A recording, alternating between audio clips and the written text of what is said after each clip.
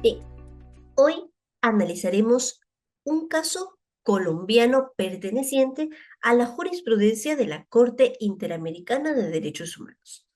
Para ello, debemos colocarnos en el supuesto de que nos encontramos ejerciendo nuestro derecho a la manifestación. Dentro de este contexto, somos detenidos por la presunta comisión de un delito. Toma conocimiento de ello nuestra familia y acude al centro de detención preliminar a visitarnos. Cuando está en este centro, no nos encuentra. Consulta a las autoridades correspondientes y no le brindan información acerca del paradero. Su familiar tiene paradero desconocido. Este es el caso, y me permito pasar a la siguiente diapositiva, Isaza, Uribe y otros versus Colombia. Para comprender un poco más acerca de este caso, debemos leer la sentencia del 20 de noviembre del año 2018. El tipo de sentencia, fondo, reparaciones y costas. Asimismo, este caso, a modo de resumen, nos presenta una sumilla muy breve, donde refiere la declaración de responsabilidad internacional del Estado de Colombia por la desaparición forzada de Isaza Uribe, debido a que la Corte determinó que la desaparición fue perpetrada por miembros de grupos paramilitares con la aquiescencia de agentes estatales en un contexto de violencia antisindical y política, de forma que ordenó al Estado colombiano tomar medidas para investigar los hechos, buscar el paradero de la víctima, brindar apoyo psicológico a los familiares y reconocer públicamente su responsabilidad. Nuestra víctima en el presente caso es el señor Víctor Manuel Izaza Uribe y el Estado demandado, Colombia. En esta diapositiva vamos a poder comprender los hechos probados por la Corte Interamericana de Derechos Humanos, claro está, en la sentencia emitida. Primer hecho, la desaparición forzada de Víctor Manuel Izaza Uribe, nuestra víctima, la cual ocurrió el 19 de noviembre del año 1987 en la cárcel del municipio de Puerto Nare, departamento de Antioquia, Colombia. Él fue sustraído por un grupo de hombres armados no identificados en presencia de agentes estatales, mientras se encontraba en detención preventiva por la presunta vinculación con un homicidio. Esta Corte Interamericana de Derechos Humanos determinó que el acto constituyó una desaparición forzada. Como hecho probado número 2, debemos referirnos al contexto que se vivió cuando ocurrieron los hechos. Nos encontrábamos dentro de un contexto de paramilitarismo y violencia sindical, pues el municipio de Puerto Nare era afectado por la presencia y acciones de grupos paramilitares en la década de 1980, donde Isaza Uribe, quien era miembro activo del Sindicato Único de Trabajadores de la Industria de Materiales de Construcción, más conocido por sus siglas SUTIMAC, y además simpatizante de la Unión Patriótica, fue víctima de una serie de acciones violentas dirigidas contra sindicalistas. Como hecho probado número 3, encontramos el reconocimiento parcial de responsabilidad. Durante el proceso, el Estado colombiano reconoció su responsabilidad por la violación de los derechos a las garantías y protecciones judiciales. Así también reconoció la violación del derecho a la integridad personal de los familiares de la víctima debido a la falta de información y demora que ocurrió en la presente investigación. Si nos referimos a hechos cronológicamente, en definitiva, debemos iniciar por el año 1971, donde se da la creación del sindicato que ya les mencionaba, el Sindicato Único de Trabajadores de la Industria de Materiales de Construcción, SUTIMAC. Y en la década de los 80, donde ocurre el surgimiento del partido político Unión Patriótica, el cual estaba vinculado al sindicato antes referido. Como hecho número 3, el día 27 de octubre del año 87 ocurre la detención que va a originar la presente sentencia, la detención de Víctor Manuel Izaza Uribe por agentes de policía en el corregimiento de la Sierra. Como hecho número 4, el 19 de noviembre del año 1987, Víctor Manuel Izaza Uribe y otros 3 detenidos son sustraídos de la cárcel de Puerto Nare por un grupo de entre 8 y 10 hombres armados, algunos vestidos de civil y otros con prendas paramilitares. Esta desaparición se produce en un contexto de violencia antisindical generalizada en Colombia, especialmente contra miembros del SUTIMAC y simpatizantes del partido Unión Patriótica, facilitada por la venia, por la aquiescencia de agentes estatales y la identificación de sindicalistas como enemigos internos.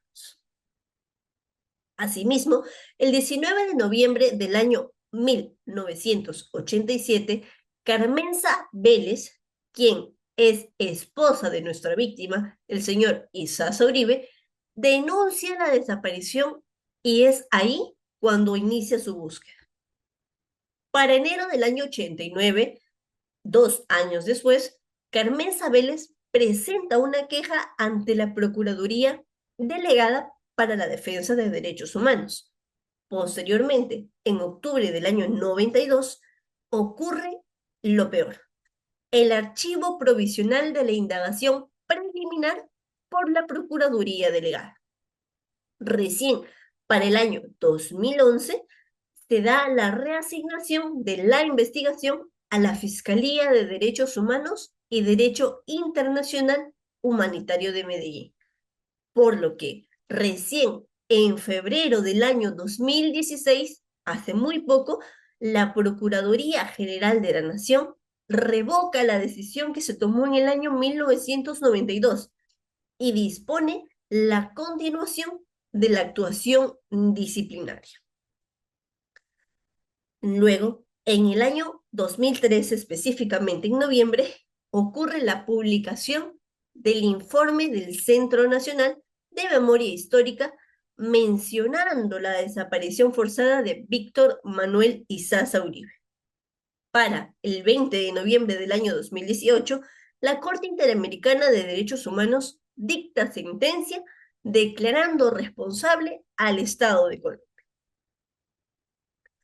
Como hemos podido deducir, en este proceso existieron diversos derechos vulnerados. El primero, tenemos derecho a la personalidad jurídica, a la vida, a la integridad personal y a la libertad personal de Víctor Manuel Izaza Uribe. Aquí, como podemos visualizarlo en la diapositiva, encontramos en el artículo 1.1 y 2 de la Convención Americana. Pero para ser más precisa, voy a detallar los derechos. El primero, derecho a la personalidad jurídica. Este está consagrado en el artículo 3 de la Convención Americana sobre Derechos Humanos, lo cual implica el reconocimiento de que toda persona tiene capacidad jurídica y puede ser titular de derechos y obligaciones. En el presente caso, la desaparición forzada representa una violación de este derecho, ya que su existencia y capacidad jurídica fueron negadas al ser sustraído de la protección de la ley y al no reconocer el paradero ni su situación legal. Asimismo, tenemos el segundo, el derecho a la vida. Este está protegido por el artículo 4 de la Convención Americana. Es el derecho fundamental y absolutamente primordial de todo ser humano. Y el Estado por lo tanto, tiene la obligación de garantizarlo y además protegerlo. En el contexto de la desaparición forzada de Isaza Uribe, la violación del derecho a la vida se manifiesta evidentemente, pues el riesgo inherente de la muerte que enfrenta una persona desaparecida es evidente, especialmente considerando la falta de información sobre su destino y las condiciones en las que se encontraba. Asimismo, tenemos el derecho a la integridad personal, el cual se encuentra protegido por el artículo 5 de la Convención Americana, el cual abarca la integridad física, mental y moral de las personas. La desaparición de Isaza Uribe implicó una violación de su integridad personal, pues el sufrimiento físico y psicológico infringido durante su detención y desaparición posterior también causó un profundo impacto emocional y psicológico en sus familiares, quienes sufrieron la incertidumbre y angustia por no conocer su paradero. Finalmente, tenemos el derecho a la libertad personal. Este se encuentra recogido en el artículo 7 de la Convención Americana, incluyendo la protección contra detenciones arbitrarias y la garantía de que toda persona privada de su libertad sea informada de las razones de su detención, tenga acceso a asistencia legal y además pueda ser presentada ante un juez.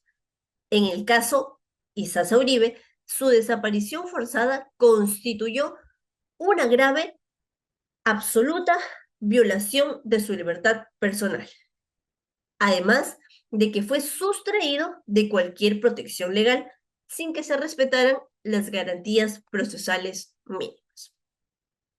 Como derechos vulnerados, también tenemos el derecho a las garantías y protecciones judiciales. El primero, derechos a las garantías judiciales. Está protegido por el artículo 8 de la Convención Americana sobre Derechos Humanos. Este establece el derecho de toda persona a ser oída con las debidas garantías y dentro de un plazo razonable, ya sea por un juez o un tribunal competente. Evidentemente, este debe ser independiente e imparcial, para que así pueda determinar sus derechos y obligaciones de cualquier orden. En el caso de Víctor Isaza Uribe, se violaron de diferentes maneras internas. Aquí encontramos la falta de investigación eficaz, la ausencia de acceso a la justicia. También tenemos el derecho a la protección judicial. Este derecho se encuentra consagrado en el artículo 25 de la Convención Americana y garantiza a toda persona un recurso sencillo y rápido o cualquier otro recurso que sea efectivo ante jueces o tribunales competentes que amparen los actos que violen sus derechos fundamentales. En el caso Isaza Uribe, el Estado colombiano también violó este derecho de las siguientes maneras: ineficacia de los recursos, impunidad, recordando que este último es la falta de sanción a los responsables de la desaparición forzada de Isaza Uribe. La siguiente diapositiva nos hace referencia al derecho a conocer la verdad. Este se refiere a la posibilidad de que las víctimas y sus familiares obtengan información completa y precisa sobre las circunstancias en las que ocurrieron las violaciones de derechos humanos, así como la identificación de los responsables. En el caso Isaza Uribe, el derecho a conocer la verdad incluye varios aspectos y los voy a referir. Respecto al esclarecimiento de los hechos, encontramos las circunstancias de la desaparición, la responsabilidad de los perpetradores y respecto a la investigación, eficacia y transparencia. No se dio una investigación diligente, no existió transparencia ni acceso a la información. Respecto al reconocimiento oficial y memoria, no se dio reconocimiento al sufrimiento y no hubo una memoria histórica. Finalmente, el cuarto derecho vulnerado, como el cuarto ítem, hace referencia al derecho a la integridad personal de los familiares. En el presente caso debemos recordar que nuestra víctima, Isaza Uribe, estuvo representada también por sus familiares, quienes sufrieron grave vulneración de sus derechos. El presente sufrimiento psicológico y emocional, angustia y desesperación, impacto psicológico. El primero de ellos, debemos recordar que los familiares de Víctor y Sasa Uribe experimentaron una profunda angustia y desesperación debido a la incertidumbre sobre su paradero y las condiciones en las que se encontraba. Respecto al impacto psicológico, la desaparición forzada causó un impacto psicológico significativo en los familiares, incluyendo estrés postraumático, ansiedad, depresión y otros trastornos. Así también existió afectación moral, la incertidumbre permanente, la estigmatización y desamparo. También encontramos el impacto en la dinámica familiar, pues ocurrió desintegración familiar y alteración de roles. En la presente sentencia, además de verificar los hechos, los derechos vulnerados, también encontramos las reparaciones. El primero de ellos tenemos la búsqueda rigurosa para determinar el paradero. Aquí, la Corte Interamericana ordenó al Estado colombiano realizar una búsqueda exhaustiva y rigurosa para determinar el paradero de Isaza Uribe. Esto implica una investigación exhaustiva, una coordinación interinstitucional, además de transparencia y comunicación. El primero, investigación exhaustiva. Debieron implementar una investigación completa y detallada que utilice todos los recursos disponibles para localizar a Isaza Uribe, incluyendo la recolección de testimonios, revisión de documentos y uso de tecnología avanzada. Respecto al segundo, la coordinación interinstitucional permite fomentar la colaboración entre diferentes agencias del gobierno, organismos internacionales y organizaciones de derechos humanos, para así poder maximizar la eficacia de la búsqueda. Respecto al tercero que mencioné, transparencia y comunicación, permite mantener a los familiares de Isaza Uribe informados sobre el progreso de la investigación y los esfuerzos de búsqueda que ocurren en el proceso. Como segundo punto de reparación tenemos el tratamiento psicológico o psiquiátrico a las víctimas. La Corte ordenó proporcionar tratamiento psicológico. Ello incluye acceso a servicios de salud mental, programa de apoyo integral y capacitación de profesionales. El primero implica facilitar el acceso a servicios de salud mental, incluyendo terapia psicológica y tratamiento psiquiátrico sin costo alguno para las víctimas. El segundo, programa de apoyo integral. Este desarrolla programas de apoyo que incluyan un asesoramiento emocional personal especializado para los grupos de apoyo y recursos para el bienestar psicológico de las víctimas. Y el tercero, capacitación de profesionales, donde se permita asegurar que estos profesionales de la salud mental estén correctamente capacitados en el tratamiento de víctimas de violaciones graves de derechos humanos, para así que se pueda proporcionar una atención sensible y adecuada. Como tercer punto tenemos el acto público de reconocimiento de responsabilidad internacional, lo cual incluye reconocer la responsabilidad, honrar a la víctima y compromiso de no repetición. El primero de ellos implica aceptar públicamente la responsabilidad del Estado en la desaparición forzada de Isaza Uribe y las violaciones de los derechos. El segundo, honrar a la víctima, para que permita reconocer y honrar la memoria de Isaza Uribe y el sufrimiento de sus familiares. El tercero, compromiso de no repetición, para que pueda reafirmar el compromiso del Estado de prevenir futuras violaciones de derechos humanos y pueda adoptar medidas para garantizar la no repetición. El punto número 4 de las reparaciones, publicación de la sentencia y su resumen. Esta publicación debería ser realizada en diarios oficiales y en disponibilidad de medios digitales. El punto número 5, fortalecimiento de mecanismos de protección para sindicalistas. La Corte ordenó reformas legales y políticas, programas de protección, así como capacitación y sensibilización para capacitar a las fuerzas de seguridad y a las autoridades en la protección de los derechos de los sindicalistas y en la importancia de su trabajo para la sociedad. Como punto número 6, encontramos la reparación económica y reintegro de costas y gastos. En este punto, la Corte ordenó la reparación económica y el reintegro de costas y gastos a las víctimas. Esto incluye indemnización, además de reintegro. El primero, indemnización a las víctimas, lo que permite proporcionar una compensación económica adecuada a los familiares de Isaza Uribe por el sufrimiento y los daños causados, más el reintegro de costas y gastos que permita reembolsar a las víctimas y sus representantes los costos y gastos incurridos durante todo el proceso judicial, tanto a nivel nacional como internacional. Respecto al punto número 7, encontramos la contribución al Fondo de Asistencia Legal de Víctimas de la Corte.